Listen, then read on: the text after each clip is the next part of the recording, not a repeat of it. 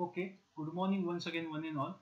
So, as far as the last lecture is concerned, so we have understand the concept of force vibration due to the rotating unbalance, and finally we have derived a dimensionless steady state amplitude, that is x upon MOA by m, which is called as a dimensionless steady state amplitude, as r square upon square root of 1 minus r square bracket square plus 2 zeta r bracket square, right? So this is what we have derived, and we have also seen that the corresponding phase angle for the force vibration due to rotating unbalance is given by the same formula, that phi is equal to tan inverse 2 zeta r upon 1 minus r square.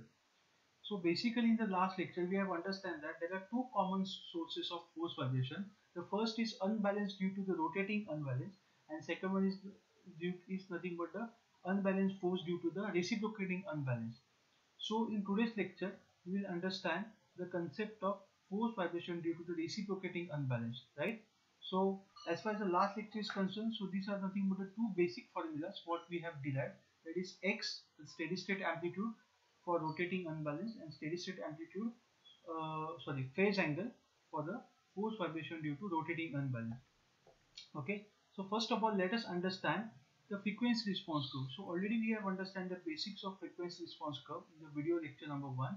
So now let us understand the frequency response curve, that is R versus x upon MOE by m, that is a steady state amplitude, or you can also call it as a dimensionless steady state amplitude.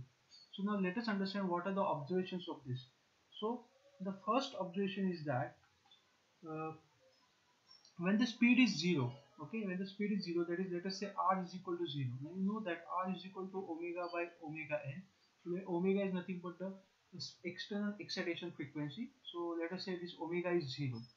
So when your omega is 0, so observation number 1 I will write here, when your omega is 0, that is r is equal to 0, okay, the dimensionless steady state amplitude, that is x upon MOE by n, okay, is equal to 0. So basically you can understand that all the curves, whatever will be the value of zeta, all the curves start from this point 0. So at r is equal to 0, the dimension, the steady state amplitude, x upon MOE by m is equal to 0, right? So this is nothing but the first observation we understand from this frequency response curve. Now second observation is that at resonance, that is, what is the resonance condition, that r is equal to 1. So at resonance condition, that is when r is equal to 1, this dimensionless steady state amplitude x upon MOE by m is equal to 1 upon 2 zeta, right? So how this came, you can see if you look at this particular equation. So from this equation, let us say that if you put r is equal to 1, so let us call this as equation number 1. So putting r is equal to 1 in equation number 1, so we can see that this first term will get eliminated, or it will become 0, right? Because 1 minus 0 is 0, 1 minus 1 is nothing but 0, right? And here again put r is equal to 1, so the remaining term will be r square upon 2 zeta bracket square, right? And again put here r is equal to 1. So finally what will remain? So finally you will get x upon MO is equal to 1 upon 2 zeta. So from this second observation, we understand that this dimensionless amplitude is limited only by the damping present in the system. When you are, so at resonance condition, that is x resonance.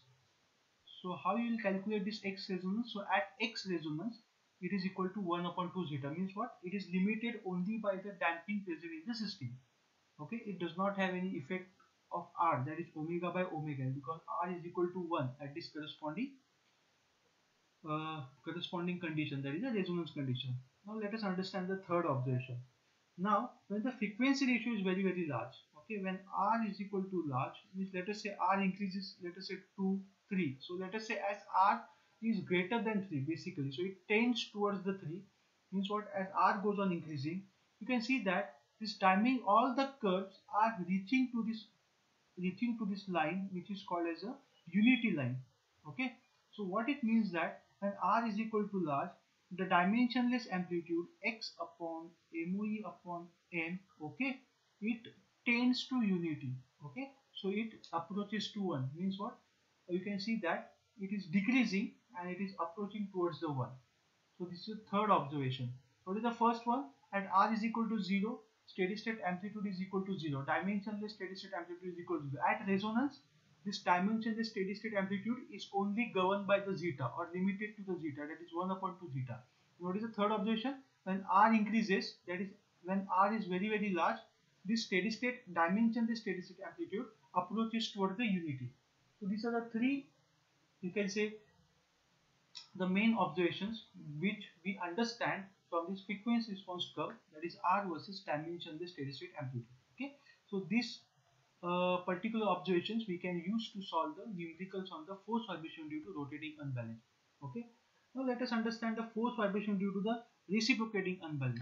Okay, now the unbalance, as I explained earlier, that the unbalance in the rotating machines also creates a force vibration. Similarly, the unbalance in the reciprocating machines like IC engines, reciprocating compressors, or reciprocating etc.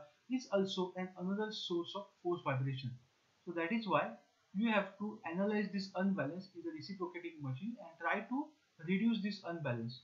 Okay, so now basically the exciting force. What is exciting force? You can say the external exciting force, or you can call it the applied force. So this external exciting force which is generated due to the reciprocating unbalance is said as the rotating unbalance as derived in the force vibration lecture number 4. So that exciting force due to the rotating unbalance which we derived is nothing but F0 MOE omega square. So this is equal to the centrifugal force, right? So the centrifugal force acts as a harmonic force, or you can also call it as a unbalanced force. Okay, so basically when you multiply this MOE omega square by sine omega t, okay, so this becomes a harmonic force. So this becomes a harmonic force, as I said earlier. Okay, and this MOE omega square is nothing but a F0, which can be also called as a centrifugal force, or you can also call it as an unbalanced force. Okay, so this exciting force or unbalanced force for the reciprocating unbalance is same as the rotating unbalance. So there is no change. So that is why the analysis of rotating unbalance is also applicable to the analysis of reciprocating unbalance. Okay, so we will not go into the derivation. We will understand what is the change in the final formula. I hope it is clear to all of you. Okay, so first of all, let us consider a reciprocating machine as shown in the figure. Okay, so let us say this is a reciprocating machine which is placed. This is a reciprocating machine having mass m, which is placed on the spring and a damper C, that is an elastic support. Okay, so now why it is okay, we will study in the next lecture the vibration isolation and transmissibility. So there you will understand this K and the C acts as an isolators. Okay, so that the vibrations from these machines are not transmitted to this foundation.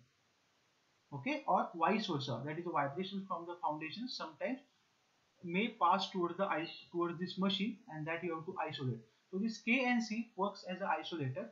So the analysis and design of this isolator we will study in the next part. So now we will just consider a reciprocating machine. Now reciprocating machine, you can take an example of an IC engine. So what are the components of IC engine? Let us say M is the total mass of the reciprocating machine kg. MO is the mass of reciprocating parts. Now you know that MO is nothing but the unbalanced mass. Okay, or you can also call it as an unbalanced equivalent mass, right?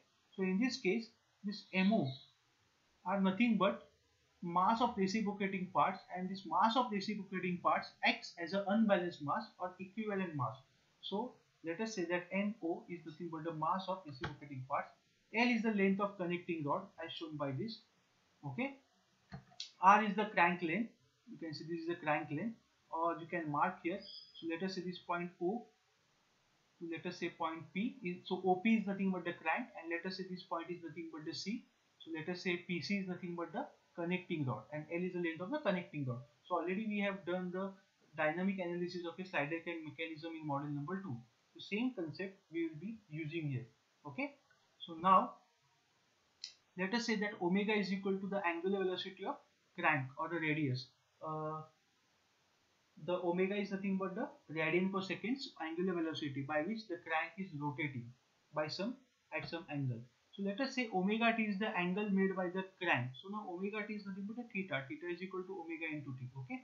So let us say this omega t is nothing but the angle made by this crank with the horizontal reference axis. Okay.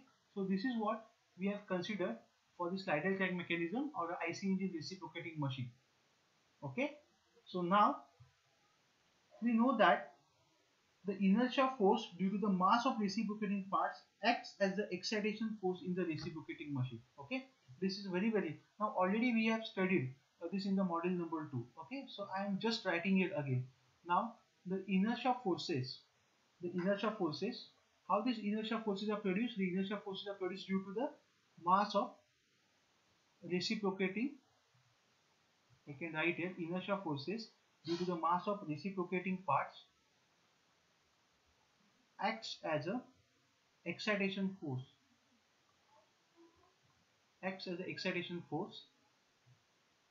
in reciprocating machines. Okay, so for detailed analysis you can watch the videos on model number 2, that is the static and dynamic analysis, right? So the inertia forces due to the mass of reciprocating parts acts as the excitation force in reciprocating machine, right? And now already we have derived that the inertia force due to the mass of reciprocating part is given by Fi is equal to, what is that? It is given by Fi is equal to MO R into omega square into bracket sine omega t plus sine 2 omega t divided by n. Okay, so this is what we have derived in the model number 2. Now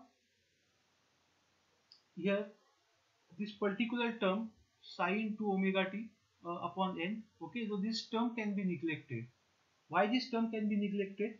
So basically if n is large, if n is very large, okay, so if n is large, why when your n will be large? Because when your r is small as compared to L, okay, because n is nothing but the obligatory ratio. What is n? N is nothing but the obligatory ratio, and this n is given by L upon R. What is this L upon R? Already we have stated this L upon R is nothing but the obligatory ratio. Okay, now if R is very small as compared to this, you can say L, right? If R is very small as compared to this L, then your this n will be large because n is equal to L upon R, right? Okay, so now if your n is large, this n is in the denominator in this term, so this sine omega t, sine 2 omega t upon n, so this term will become we can say very small, and that is why this term can be neglected.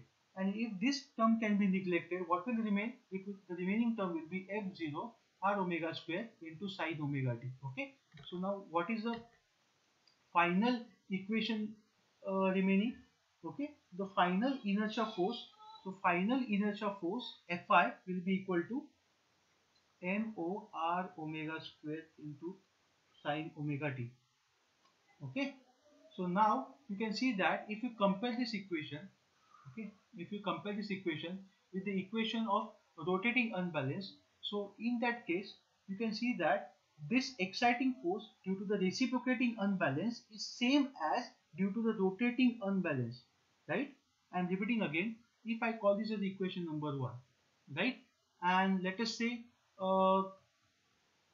the harmonic exciting force in case of the rotating unbalance was MOE omega square into sine omega t. Okay, so instead of E, here we have R. Okay, so E is acting as eccentricity. Instead of R, the eccentric distance will be R instead of E. That R is nothing but the crank length. Okay, so if you compare this both the equations, this equation number 2 is nothing but the, what is it, equation number 2?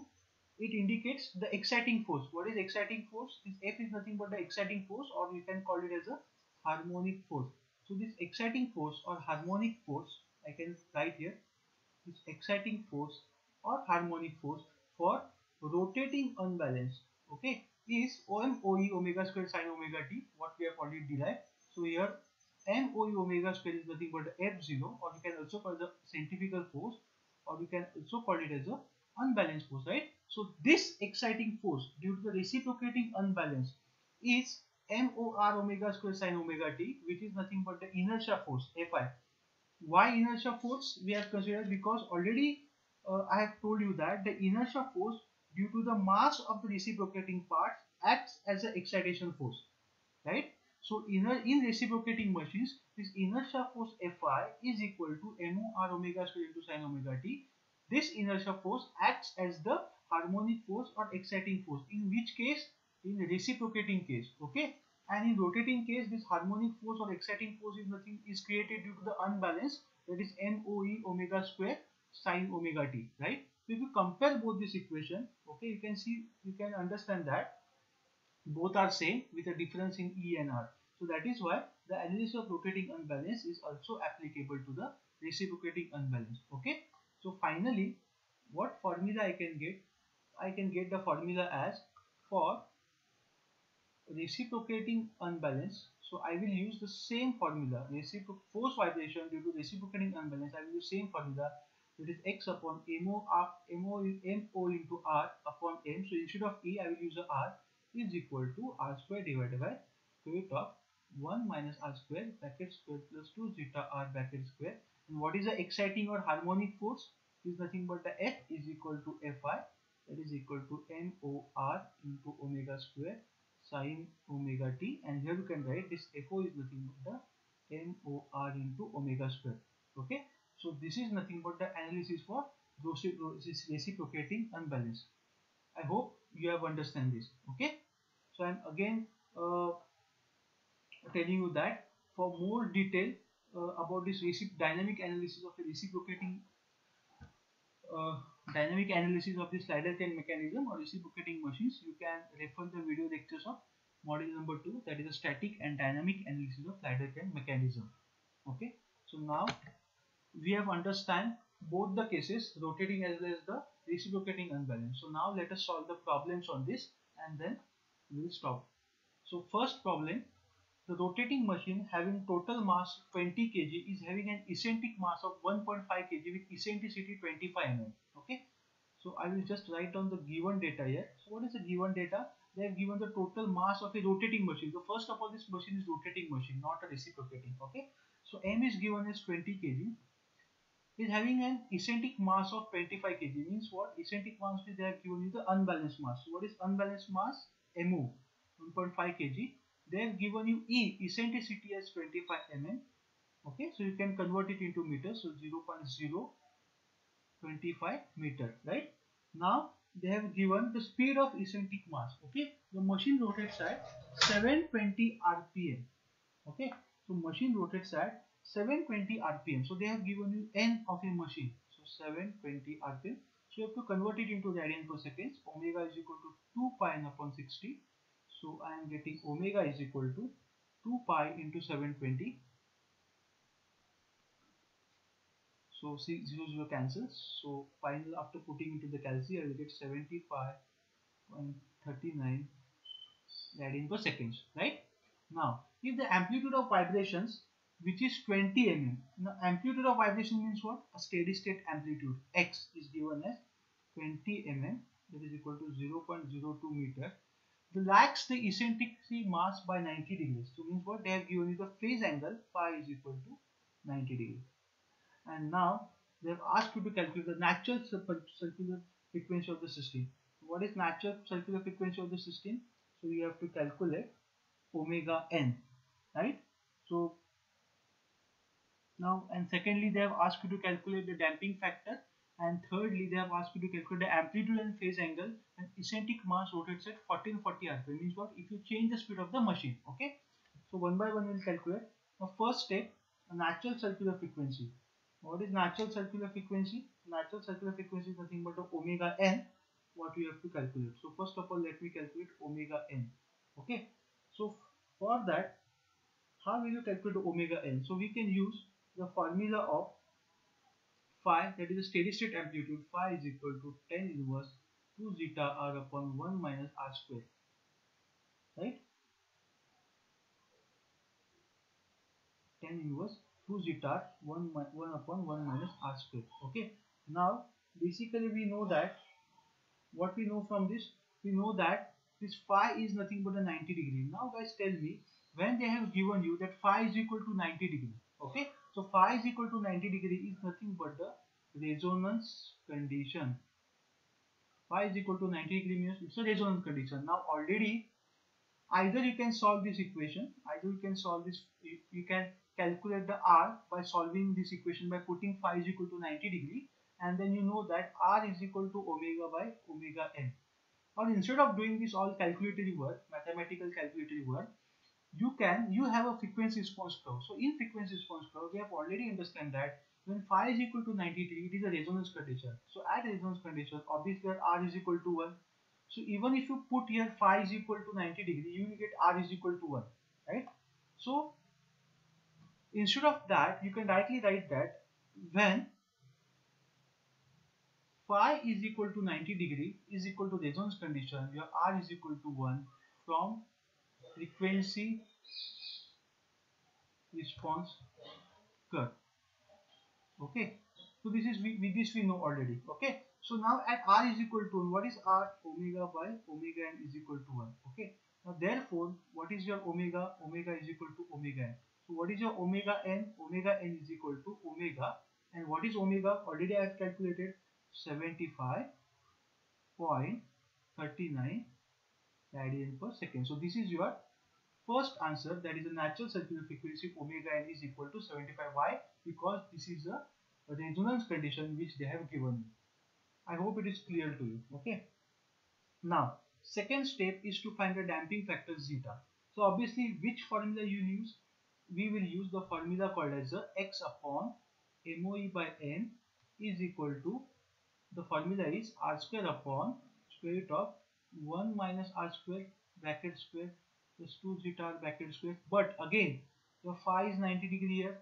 Your phi is 90 degree means what? It's a resonance condition. So at resonance condition, your r is equal to 1. So this formula will change from x upon MOE upon n is equal to, what is the formula? 1 upon 2 zeta. Already we have understand from the frequency response curve. So now from this, I will get zeta is equal to, what I am getting? MOE upon 2 into n capital X. Okay, and what is MO? MO is given as 1.5. Eccentricity in meters 0.025 divided by 2 into, okay, mass of the machine is given 20 kg and X is given in meters 0.02. So finally, when putting all the SI units, you are getting zeta is equal to 0.046. So the system is under tension system. I hope you have understand how to solve this problem. Okay. Now they have asked you the third case. What is the third case? They have asked you to find the steady state amplitude at n is equal to 1440 rpm. Okay. So now when they have asked you the steady state amplitude and phase angle x and phi at n is equal to 1440 rpm. Okay. So third and fourth case. So very simple. Again find out omega 2 pi n by 60. So now here n is equal to 1440. So after putting into the calculation, you are getting omega is equal to 150 radian per second. Okay. So now we have got omega in this case. Okay. And already we have natural frequency. What is natural frequency? Now natural frequency of the system is 75.39 radian per second. Already we have derived. Okay. So now how will you find out x? So put here x is equal to, x is equal to x upon MOE. What is the formula for steady state amplitude? X upon MOE by m, due to rotating unbalance, x upon MOE by m into r square upon square root of 1 minus r square bracket square plus 2 zeta r bracket square. Okay, and now first of all let us find r. So what is r? R is equal to omega by omega n. What is omega? 150.79 divided by r is nothing but 70.39. Okay, so now this is nothing but the r. So after calculating, you will get some value of r. So put here value of r. What is value of zeta? Value of zeta is 0.046. Okay, value of zeta is 0.06. R is equal to omega by omega n, 150.79 upon 70.39 zeta. MOE is given. What is the value of MO? MO is given as 1.5. Okay, and E is given as eccentricity. E is given as what? 0.025, right? 0.025. Okay, and m is given as 20. Okay, so now you put all this stuff inside this equation. Let us call this equation number A, and finally you will get a steady state amplitude.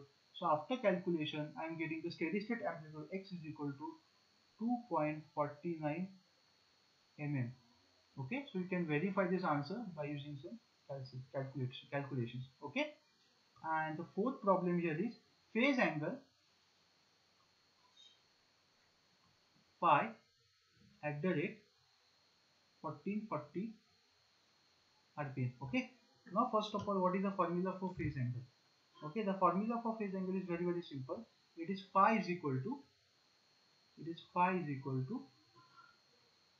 tan inverse of 2 zeta r upon 1 minus r square. Okay, so now already we know what is r, 150 upon 75.39.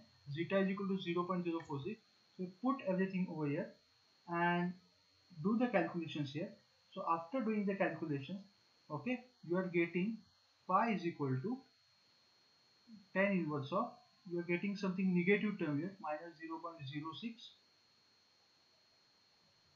0.06133. Okay, so therefore your phi will be equal to 176.49 degree, or you can consider the 356.49 degree.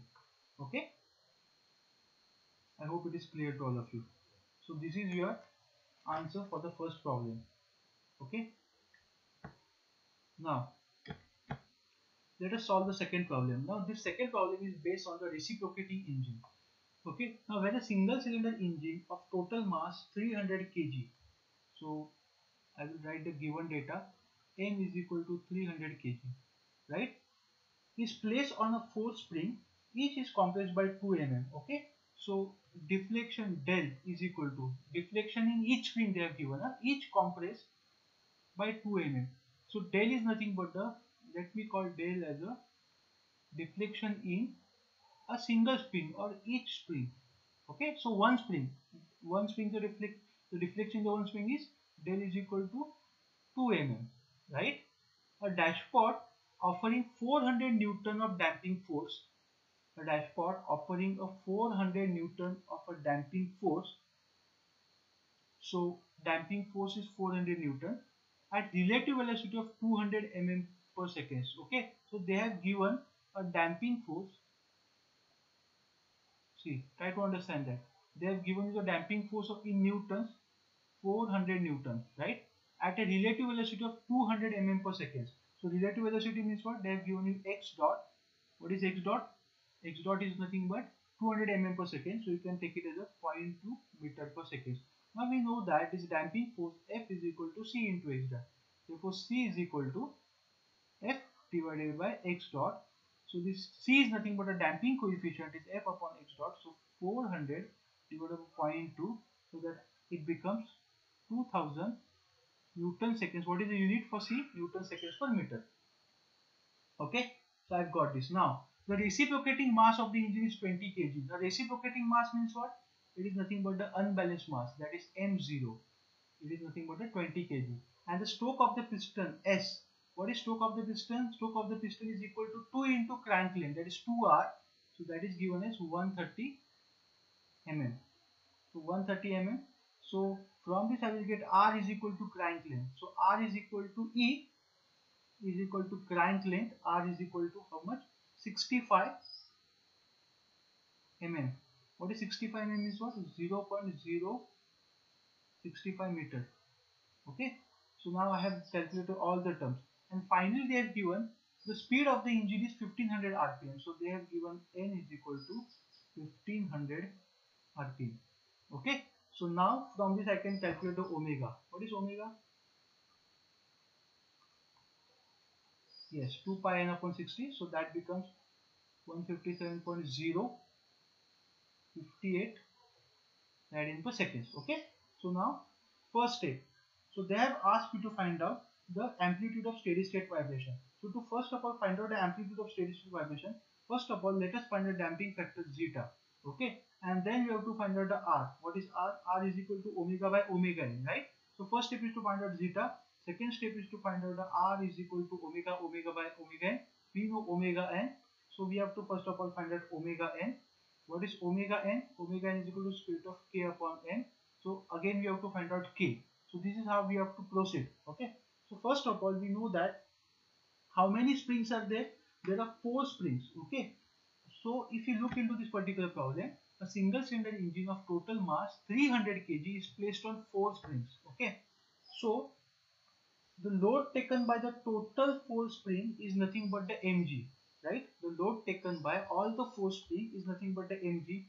So therefore I can write it as a load taken by each spring. Okay, so load taken by each spring, load taken by all the springs is nothing but a w, na? That is equal to mg, and load taken by each spring is nothing but mg upon 4. Okay, so therefore you can calculate the stiffness of each spring. I want the stiffness of each spring. Okay, what is the total stiffness? Total stiffness is nothing but a force upon deflection, that is mg upon del. But if I want the stiffness of each spring, so I have to take, instead of mg, I have to take mg upon 4 divided by del, right? And what is mg? Mass is nothing but a 300 into 9.81 divided by 4 into what is del? 0.02. Okay, so from this I will get k, that is the stiffness of each spring I am getting 0.3678 into 10 raised to 6 Newton per meter. Okay, so maybe you can consider 2 digits after the point, or maybe 3 digit, maybe 4 digit, maybe 5 digit. Okay, so now this k is nothing but what? This k is nothing but the stiffness of each spring. Stiffness of each spring. Okay, but to calculate the natural frequency, we have to consider the equivalent spring stiffness, as we have studied in the module number 3. So what is the equivalent spring stiffness? K is equal to how many springs will be there? There are 4 springs. So 4 into k. So total equivalent spring is equal to 4 into k, that is equal to 4 into this term, right? 4 into this term. Or you can also calculate like this. Okay, you can also calculate like this. K is equal to mg divided by del. Okay, so you can calculate in this manner. Either you can calculate the k for each spring, or you can also then you can take k equivalent is equal to 4 into k, or you can calculate k is equal to mg, that is the load taken by all the springs, divided by del. So that k becomes 1.4715 into 10 raised to 6 Newton per meter. Okay, so now once you get k equivalent, we know that its natural frequency is equal to k equivalent upon m equivalent, but m, we have only single mass, so m. Okay, m means what? Total mass. And what is total mass? It is given. So what is k?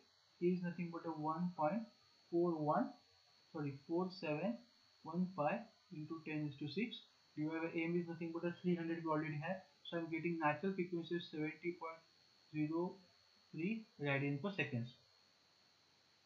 Okay, so now how will you find out damping factor zeta? Zeta is equal to c upon cc, that is equal to c upon 2m omega n. What is c? We have calculated 2000. What is m? 300. And what is omega n? 70.03. So from this I am getting zeta as 100.0.0476. Okay, so now once you get a zeta, now you know the final answer. Amplitude of force vibration x, they have asked you to calculate. Is second point, that is amplitude of force vibration. We know that x upon MOE, amplitude of force vibration due to rotating unbalance, is equal to r square upon square root of 1 minus r square bracket square plus 2 zeta r bracket square. Okay, so now first of all you can you know what is zeta. You can calculate r. R is equal to omega by omega n. What is omega? Omega is equal to 157.08. What is omega n? 70.03. Okay, so you calculate this r, and zeta is known. Then MO is also known. MO is given. What is MOE? Sorry, what is MO? Mass of reciprocating part. So MO is given as 20 kg.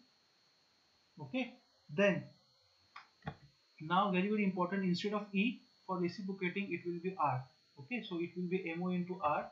So this R is nothing but, R is given as, what is R? S is stroke is given, na? So S is equal to 2 into R. So R is given as 0.065 meter, right? And capital N, as usual, it is given as 300. Okay, so you put all this term here. Okay, so you can put all this term here, and after calculating you will get X is equal to 5.40 mm, right? So you can see that the steady state amplitude due to the rotating unbalance, sorry, reciprocating unbalance, steady state amplitude due to the reciprocating unbalance is X is equal to 5.40 mm. So this is how you have to solve the problems on force vibration due to reciprocating and rotating unbalance. Okay, so we will solve one last problem, a different kind of problem. So now you can understand this.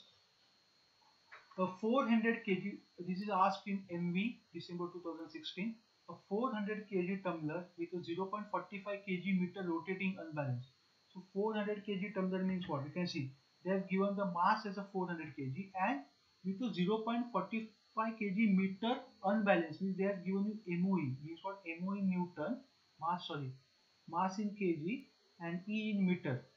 So they have not given only unbalanced mass, they have given MOE into E. Okay, so eccentricity is not given separately, it is given in this term only, MOE, right? This is some similar type of problem. Then it operates at a speed between 400 and 600 rpm. So they have given a range. Let us say N1 is the lowest rpm, 400 rpm, and then they have given N2 as the highest rpm, so 600 rpm. Okay, so they have given a range of operating speed. So means what? Omega is between 400 to 600 rpm. If the tumbler is placed on the elastic foundation of stiffness 10 to 6 Newton meter, so K is given 10 to 6 Newton meter and the damping ratio of 0.1. What is the maximum steady state amplitude of the tumbler over its operating range? So you have to find out the X max when this tumbler is having the omega as 400 to 600 rpm. Now, for what speed will the steady state amplitude of the tumbler be less than 1.9 mm? So you have to find out the speed, that is and you have to find out the n. You have to find out the n such that this x should be less than 1.9. X should be less than 1.9. Right? Means what? The steady state amplitude should not go, should not increase, or should not be above, or should not be greater than 1.9 mm. It should be less than 1.9 mm. You have to find out such a n. Okay. So first of all, let us find out this x max, and then let us find out this n for this x is less than 1.9 mm. Okay. So how to solve such type of problem? So first of all, let us find out omega n, state of k upon m, 10 is to 6 upon 400. Okay. So now once you find omega n, 50 radian per second. So now what is omega? Omega is equal to 2 pi n upon 60. Now basically try to understand that here there are two frequencies. One is N1 is equal to 400 rpm and second one is N2 is equal to 600 rpm. Now we know that R is equal to omega upon omega n, right? Is it clear? Now first of all, which frequency, which speed you have to consider, N1 or N2? So we have to consider the maximum frequency, maximum speed. Okay, because I want the x max. Okay, and for x to be maximum, that is for the steady state amplitude. Now already we have studied the expression for the peak amplitude. So when the frequency is a peak frequency, what is that is omega p, and what is omega p? Omega p is nothing but the omega maximum, let us say. So when your omega p is equal to omega max, the corresponding, that is a peak frequency, the corresponding amplitude is a peak amplitude or x maximum. Okay, so when your x is maximum, then your R will be maximum, right? And when your R will be maximum, then your omega will be maximum, right? And for omega to be maximum, you have to consider N2 as a maximum, right? So for finding a peak amplitude, I'll be obviously considering which range, highest speed, that is a 600 rpm. Okay, so that is why I find out omega max is equal to 2 pi into 600, that is 62.83. Okay, so once you find this, you will get R. So R is equal to omega by omega n. So R max is equal to omega max upon omega n. which is equal to 62.50. So I am getting R max is equal to 1.25. Okay, so if you have considered 400, right, if you have considered this R as a 400, sorry, N as a 400, this R max would be less than 125. Okay, and it would not satisfy the condition to find out the maximum steady state amplitude. So that's why I am finding out the R max. Okay, now we know the formula. Now X is equal to MOE by M R square upon 1 minus R square bracket square plus 2 zeta. Okay, now this X will be maximum because here there is a term R square. So when your R is maximum, this R square term is also increase. Okay, and this X max will also increase. So to find out the X max, I have to just consider here R max. Okay, this is the only change. So by then we know what is MOE by M, 0.45 kg meter, M is 400, R square is 1.25. So after calculating, I am getting maximum amplitude as 2.85 mm. 2.85 mm, right? Now let's remember the graph. Okay, before solving further, let's remember the graph. The first condition is over. The first condition is that we have to find out the maximum steady state amplitude, that X max is equal to 2.85 mm. This is corresponding to the R maximum after selecting the maximum omega and selecting the maximum N. Okay, I hope you have understand up to here. Now next. Now when X should be less than 1.9 mm means what? The steady state amplitude of a tumbler should be less than 1.9 mm. So you have to find out the corresponding speed, okay, of this tumbler so that the steady state amplitude is less than 1.9 mm or equal to 1.9 mm. Okay, so now how to solve this particular? Okay, so let us take the formula. What is the formula? Formula is nothing but the X is equal to MOE upon M into R square divided by square root of 1 minus R square bracket square plus 2 zeta R bracket square. Now here what is X? X is given as 1.9 into 10 raised to minus 3. Means what? Your steady state amplitude should not be greater than 1.9. It can be 1.9 or it will be less than 1.9. So I am taking X as a 1.9 into 10 raised to minus 4. Now rest is given. So now for X is equal to 1.9 into 10 raised to minus 3 meter, what is the corresponding R? So that we have to calculate. So we have to solve this equation. Okay. So what we'll do? We'll take the squaring on both sides. I will get the 1.9 into 10 raised to minus 3 bracket square, that is 1.68 into bracket square divided by. So basically what I have done, try to understand that I have divided this term by this 0.45 upon 400. So I am getting 1.68 bracket square.